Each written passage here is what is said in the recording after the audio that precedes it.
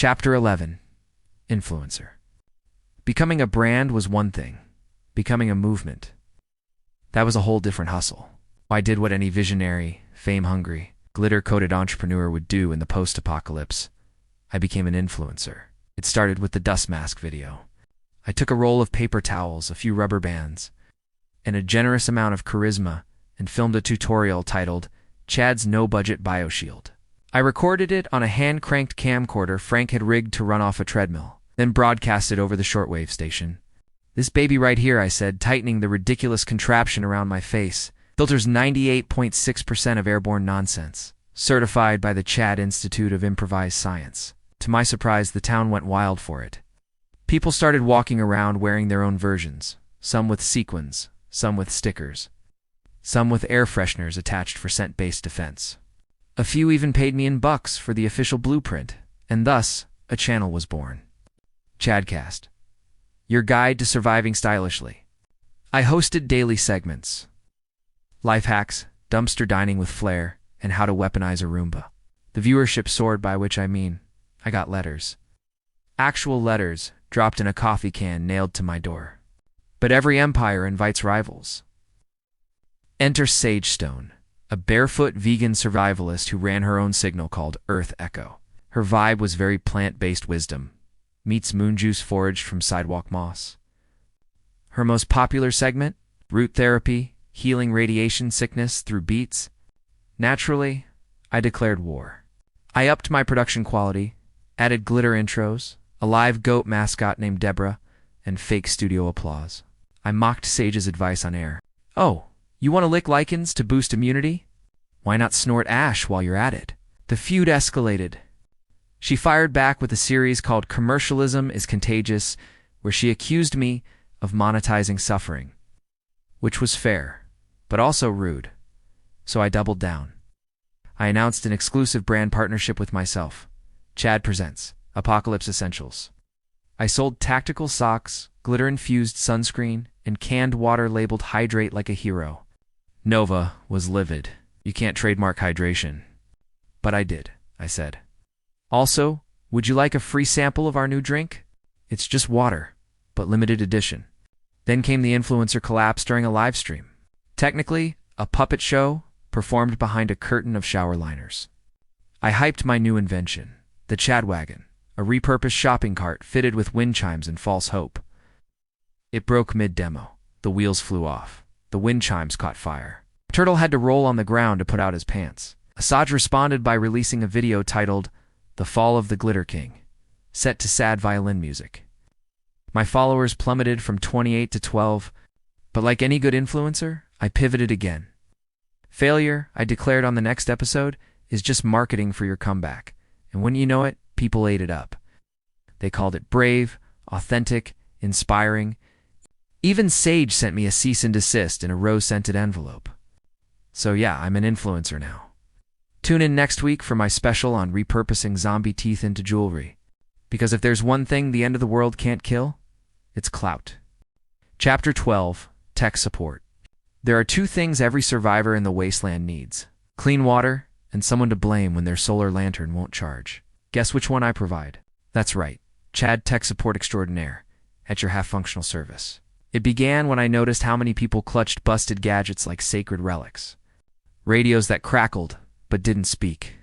Flashlights that blinked like they were haunted. Old tablets still loaded with pre-apocalypse cat videos and survival apps. People didn't want to throw them away. These devices were memories, status symbols, hopes in plastic shells. So I made myself indispensable. My first client was a guy named Drex, who carried around a massive, mostly dead laptop he insisted was essential because it once played his wedding video.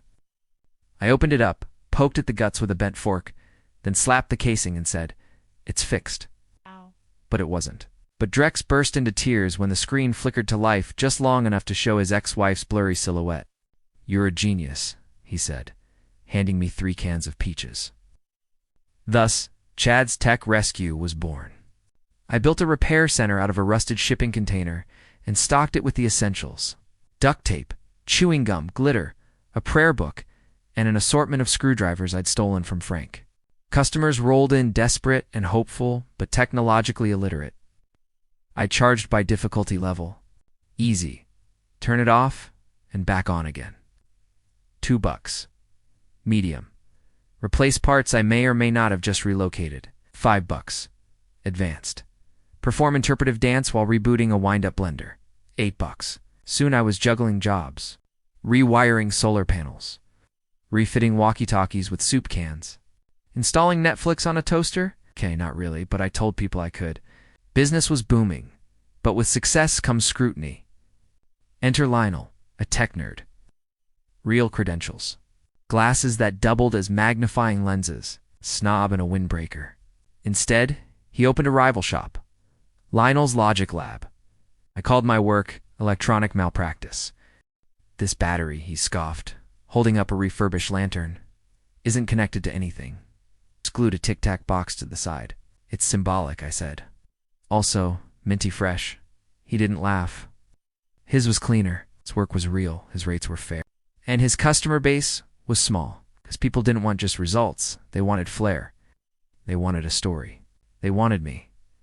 Still, I couldn't let Lionel undermine my empire. So I hit back with marketing. Chad, faster than logic, cheaper than regret. Our repairs may be questionable, but our vibes are immaculate. Turtle handed out flyers. Marnie begrudgingly wrote a jingle. Frank threatened to break Lionel's soldering iron. I told him no. Well, most of the time. The feud reached its peak when Lionel hosted a town demo to prove the superiority of his methods. He repaired a drone and had it deliver a sandwich to Nova. I hacked it mid-flight. While I may have just thrown a rocket, the crowd was split.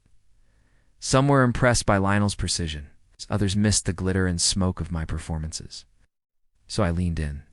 I launched ChadTech Live, a weekly show where I fixed items while blindfolded, narrated my thoughts, and explained how wires were metaphors for emotional connection. Was I qualified? Not remotely. Was I entertaining? Always, and that's what mattered. In the end, Lionel kept his niche. I kept mine. In the Valley of the Sun got a tech economy with more drama than actual electricity. Because in a world where power flickers, the real current is charisma. Chapter 13. Gravedigger. They say death is the great equalizer, but out here in the Valley of the Sun, it's just another business opportunity. Funeral services, untapped market. Cemetery space, premium real estate. Graves, well, let's just say I prefer to think of them as pre-dug starter homes. It all started when Old Man Jenkins keeled over during a town meeting. One second he was yelling about property lines, and the next he was face down in a pile of barter slips. There was mourning. There were tears. There was a lot of arguing about who would dig the grave. The community was shaken. So naturally, I stepped in. Let me help send Jenkins off in style. Folks, I said, with a hand on my heart and another holding a glittery shovel. They hesitated. Then they paid me. Thus, Chad's Eternal Rest Services was born. I offered tiered packages. Basic whole headstone, heartfelt haiku, $10. Deluxe includes a biodegradable glitter cannon salute. Premium comes with an interpretive dance about legacy, performed by Turtle. The first few clients were reluctant, but they came around especially after I added snacks and a drink ticket to the services. Picture a horse-drawn hearse filled with incense, weeping flutists, and a makeshift shrine made of upcycled yoga mats. Then the competition showed up. Her name was Veronica Vale, and she ran a traveling grief caravan. Yes, a grief caravan. She said at her first funeral, draped in scarves and whispering to the corpse, "Honor the spirit's journey through the veil." Ridiculous. Also, she made a fortune. Suddenly, everyone wanted emotional closure and posthumous affirmation. I was losing business fast. Markers were vague, the records were missing, and one skeleton looked like a lawn chair. People loved it. So I adapted. I started offering custom eulogies. Half-truths mostly, with dramatic flair. He once fought off 3 coyotes, using nothing but a belt buckle in his righteous indignation. She could purify water just by glaring at it. Families wept. I wept. Marnie threw a shoe at me. To edge out Veronica, I launched a referral program. Bring me to corpses. Get your third burial half off. But things got complicated. Turns out, some of the plots I'd reused weren't entirely vacated. It wasn't my fault. I called it multi-tenant occupancy. Veronica called it sacrilegious. We agreed to settle things the old-fashioned way. A funeral off. 1 week, 2 services. Community vote. Veronica went first using incense, flutes, and a dove made of scrap paper. I followed with fog machines, holograms, and a 21 bottle cap salute. It wasn't close. I won by a landslide. The next day, Veronica left town, muttering something about emotional integrity and cults of personality. I didn't take it personally, because when people say rest in peace, they rarely mean rest in budget, and I'm here to help with both. After all, in the land of the dying, the man with the shovel is king. Chapter 14. Moving on. Sometimes the ground shakes for no reason. Sometimes it shakes because Marnie blew up another outhouse trying to make biodiesel. Either way, when the dust cleared, I took it as a sign. It was time to move on. Not just spiritually. Literally, the town, my empire of glittery mischief and rebranded scams, was starting to feel too small. I had a reputation, a fan base, and just enough enemies to make staying a logistical hazard. And then, like destiny in reverse, I found the moving truck. Abandoned on the outskirts of the ruins, the truck was missing a door. The back smelled like despair and old onions, and the ignition required a screwdriver and a firm prayer to St. Diesel. But it ran. I packed up my best gear, the glitter cannon, my favorite shovel, 3 wigs, and the prototype ChadWagon 2.0. I said my goodbyes to Turtle. He refused to come, citing a blossoming romance with a librarian named Flo, and left Marnie a note. Gone to conquer the next wasteland, watch my stuff, water my cactus. I drove east, through empty stretches of desert littered with skeletal billboards. Somewhere near the edge of where maps used to matter, I hit a pocket of civilization, or the closest thing to it. A scavenger bazaar ran out of a crumbling strip mall. Shanties stitched from shower curtains. Barter booths. A man selling goat milk lattes. It was perfect. I rolled in with the grace of a salesman and the confidence of a man who had rebranded tap water as Miracle Elixir and sold it for $9 a vial. First order of business. Establish presence. I slapped a banner on the side of the truck. ChadCo Relocation and Desperation Solutions. I offered transportation, demolition, home staging, glitter insulation, emotional support therapy sessions limited to 2 minutes, and motivational speeches at funerals. And somehow it worked. My first client was a woman named Roach, who needed her tent moved 10 feet to the left to avoid the neighbor's compost heap. I charged her a jar of peanut butter and a coupon for 1 slap-free argument. Deal. Next came requests for rubble removal. Didn't even have to lift it. I convinced people it was performance art, and they'd haul it off themselves while I directed with a broom. But it wasn't just about hustle anymore. Something had changed. I started fixing things for real, rebuilding shattered door frames, creating communal benches, teaching a kid how to filter water without getting dysentery. I even helped organize a night market with fire pits and storytelling and overpriced glow sticks. And then Marnie showed up. You left Turtle with the compost bin, she said. He wanted to stay. Love changes people. You taped your cactus to the truck. Still here, dying. I looked at the shriveled plant in the passenger seat. He's thriving. It's just meditative dehydration.